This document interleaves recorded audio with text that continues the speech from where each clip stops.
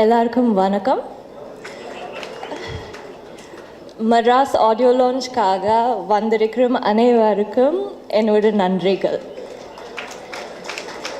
தமிழ் படத்தில் நடக்கிறது ரொம்ப பெருமையாக இருக்குது. இப்போ தான் தமிழ் கற்றுக்கிட்டு இருக்கிறேன், அதனால் இங்கிலீஷ்லேயே பேசுகிறேன். I'm very happy to be debuting in Tamil cinema with a film like Madras. I loved the experience of working in North Madras because it helped me develop a new perspective of life. I had a fantastic time working with Karthi. His dedication as an actor and warmth as a person are what I admire about him the most. My director Ranjit sir is one of the strongest, confident and most inspiring people I've ever met. He truly is a gem.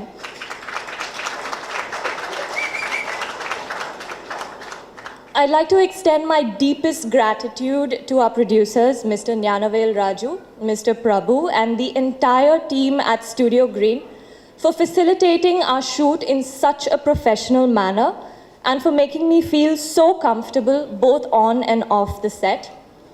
I'd also like to mention our DOP, Mr. G. Murali, who has captured the essence of our film in the very best way possible, as well as the rest of the cast and crew that are not on this stage but have contributed so greatly to our film by playing out their various roles with such sincerity and passion. Personally, I'd be really satisfied if our film touches you and puts a smile on all your faces. I think Madras is a film that you'd all relate to and really enjoy because we truly enjoyed making it for you. Thank you all once again. அனைவருக்கும் நன்றி. முக்கியமாக studio green நண்பர்களுக்கு நன்றி. சிவகுமார் ஐயா எனக்கு தந்தை. இந்த தந்தையின் மகனுக்கு நான் தந்தையாக நடிப்பது மிகப்பெரிய ஒரு அதிர்ஷ்டம். நான் பேசிக்காக சோஷியல் ஒர்க்கு 35 ஆண்டுகளாக இந்த சமூக பணியில் ஈடுபட்டு நடிகர்களுக்கு பயிற்சி கொடுத்துக்கொண்டு வந்துக்கிட்டு இருக்கிறேன்.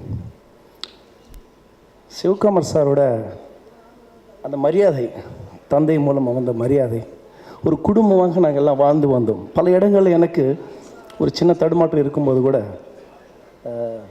கார்த்தி மகன் எனக்கு கூட இருந்து ரொம்ப ஆறுதலாக இருந்தேன். நாங்கள்லாம் அந்த ஒரு வீட்டில் ஒரு அந்யோன்யமாக இருந்தோம். நிச்சயமாக இந்த படம் வெற்றி தான். அதை நான் பார்த்துருக்கேன். அவரோட உழைப்பும் வீணாகாது, அமோக வெற்றி பெற மனசார வாழ்த்துகிறேன். வணக்கம். வணக்கம். ஏற்கனவே பேசிட்டேன். என்னென்னா இந்த படம் சென்னை மக்களுடைய, சென்னை பூர்வீக மக்களுடைய அந்த வாழ்வியல் கொண்டாட்டமும் கல்ச்சரும் பாலிட்டிக்ஸும் மட்டும்தான் அதை போர்ட்ரேட் பண்ண நான் ட்ரை பண்ணியிருக்கேன். மேக்ஸிமம் ரியல் லைஃப் கூட ரொம்ப நெருக்கமான ஒரு வாழ்க்கையை உண்டு பண்ணுன்றது தான் என்னோடய ஐடியாவே. படம் பார்க்குறப்போ ஒரு லைஃப்குள்ளே போயிட்டு வரணும் அப்படின்றது தான் என்னோடய ஐடியாவே. அதுக்காக தான் நான் உழைச்சிருக்கேன். இந்த படத்தோட கதையை ஒத்துக்கிட்டு நடிக்க சம்மதம் தெரிவித்த சாருக்கு, கார்த்தி சாருக்கு ரொம்ப நன்றி. ஏன்னா ஒரு பெரிய ஸ்டார் காஸ்ட் இந்த படத்தில் சேர்றது மூலமாக இந்த கதையோட என்ன சொல்கிறது, எவ்வளோ ரொம்ப தூரம் போகும் இந்த கதை, நிறைய பேர் பார்ப்பாங்க, அந்த விஷயம்லாம் இருக்குல்ல, ரொம்ப சந்தோஷமாக இருக்குது. ரொம்ப கரெக்டான ஒரு படம் எடுத்திருக்குன்னு நினைக்கிறேன். கத்ரின் தெரேசா, ஏன்னா அவங்களுக்கு தமிழ் தெரியாது ஆக்சுவலி. ஏன்னா ஒரு 10 நாள் ரிஹர்சல் அட்டன் பண்ணி ஃபுல்லாக எல்லா டைலாகும் மனப்பாடம் பண்ணி அதுக்கப்புறம் அவங்க ஆக்ட் பண்ண விதம் ரொம்ப சந்தோஷமாக இருந்தது. கலையரசன், வினோத், ரித்விகா, அதுக்கப்புறம் ஜெயராவ் சார், அப்புறம் மைம் கோபி, இந்த மாதிரி எல்லா ஆர்டிஸ்ட்டும், ஹரி, இவங்க எல்லாருமே நாங்கள் ஒரு 10 நாள் ரிஹர்சல் பண்ணிட்டு தான் நாங்கள் ஷூட் போனோம். அதுக்கப்புறம் சென்னை ஸ்லாங், சென்னை சம்மந்தமான விஷயம், ஒரு வாழ்வியல் முறையாக்குள்ளவே இருக்கணும் அப்படின்றதுக்காக நான் கொஞ்சம் கண்ட்ரோலாக இருப்பேன். கொஞ்சம் ஓவர் ஆக்ட் சில விஷயங்கள் மட்டும் நான் கட்டுப்படுத்தினேன். மற்றபடி ஆர்டிஸ்டோட ஸ்பேஸ்க்கு நான் விட்டேன். இதுதான் விஷயம், இது நீங்கள் தான் பண்ணணும், நான் சொல்லியெல்லாம் கொடுக்க முடியாது அப்படி தான் நான் சொன்னேன். ஏன்னா நான் சொல்லி கொடுத்தா என்ன மாதிரி அப்புறம் எல்லாருமே நடிச்சிருவீங்க அப்படின்ற ஒரு பயம் எனக்கு.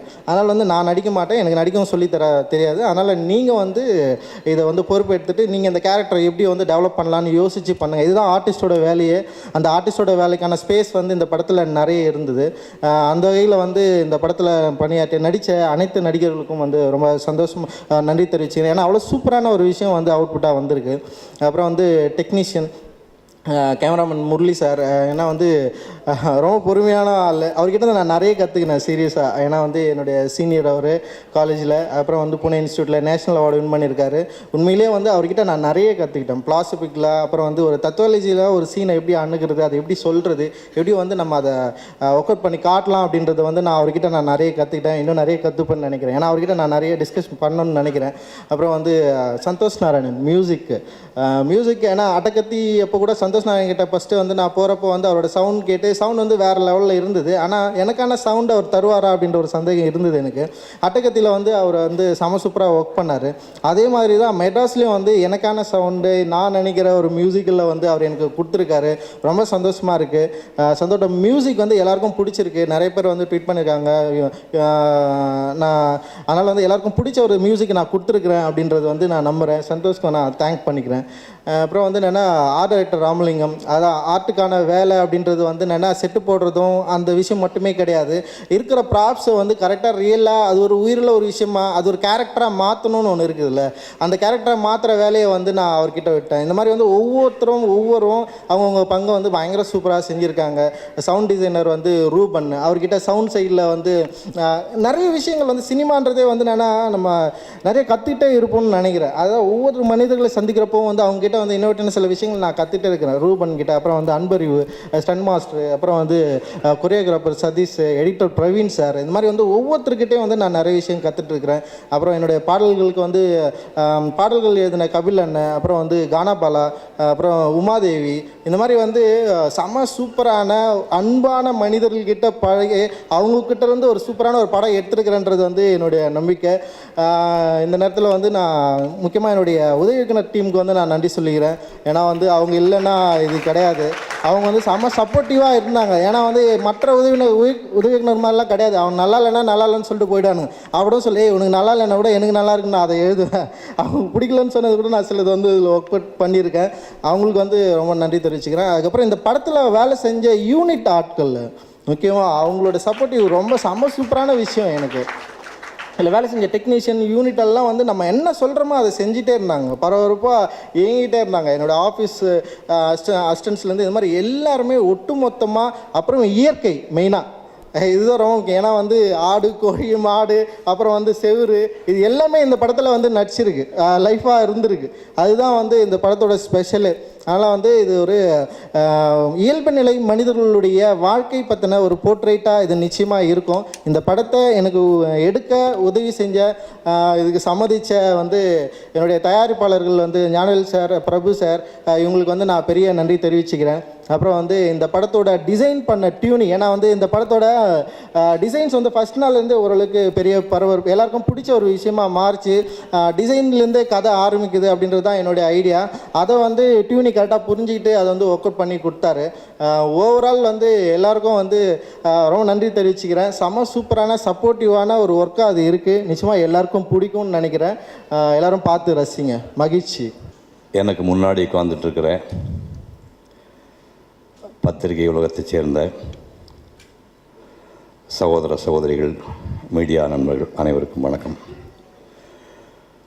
கொஞ்சம் சீனியராக இருக்கிற சில பேருக்கு கொஞ்சம் தெரிஞ்சிருக்கும்.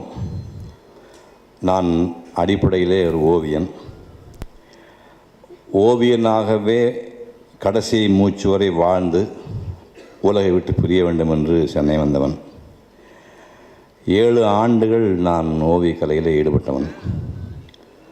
24 வயதோடு அந்த ஓவியக்கலையை நான் தற்காலிகம் நிறுத்த வேண்டிய சூழ்நிலை ஏற்பட்டது.